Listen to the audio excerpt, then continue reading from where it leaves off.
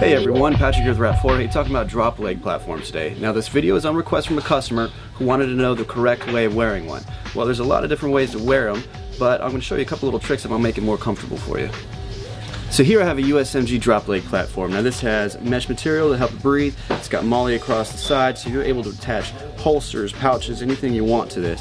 And on the top, has a very specific design. This split strap right here is really important. Now if I was wearing a battle belt, like I'll show you in a second, this would attach to the MOLLE loops. But if you're just wearing a BDU belt, if you just have pants on, you're going to attach this straight to your worn belt. What you're going to do is put one of these on each side of a belt loop.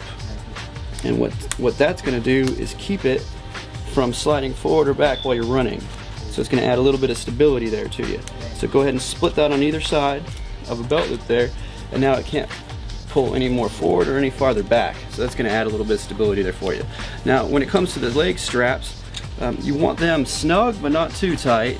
You are going to be running, you are going to be sweating, so you don't want it chafing or causing any blisters or anything. These ones, I keep them pretty loose on the bottom one, just to give me a little bit more movement when I take a knee.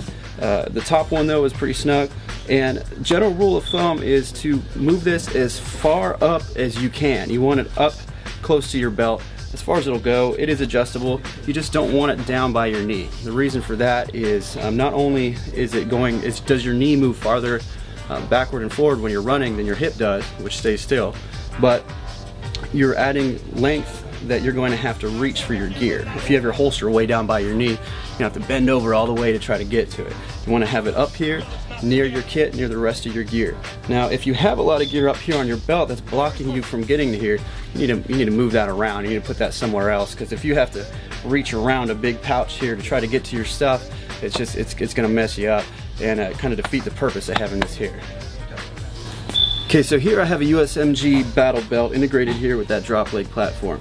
Now on the sides, this has MOLLE loops, so it's going to attach a little differently than it would to your BDU belt, but it's pretty much the same concept. Now this has 3 rows of MOLLE, and I'm going to take advantage of that to make this even more secure. I'm kind of anal about my MOLLE loops.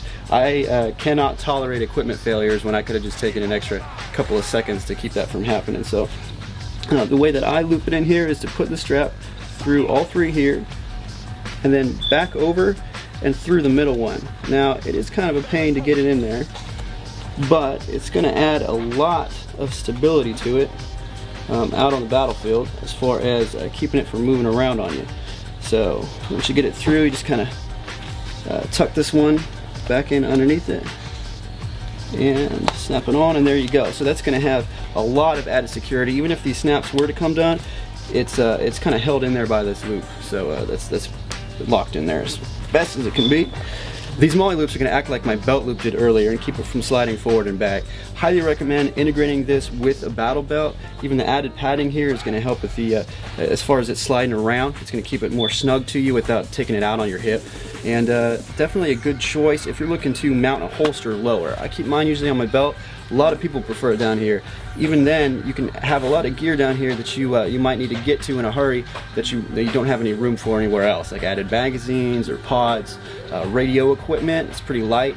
For the most part, try to stay away from anything that like protrudes too much, like big bulky pouches that are going to come out to here.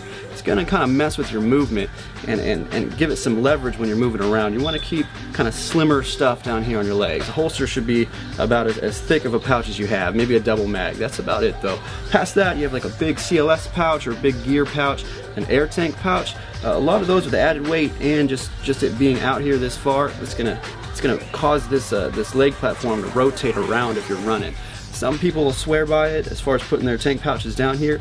My recommendation would be to put that on the back somewhere, and hopefully laterally, just to keep it from messing with your back.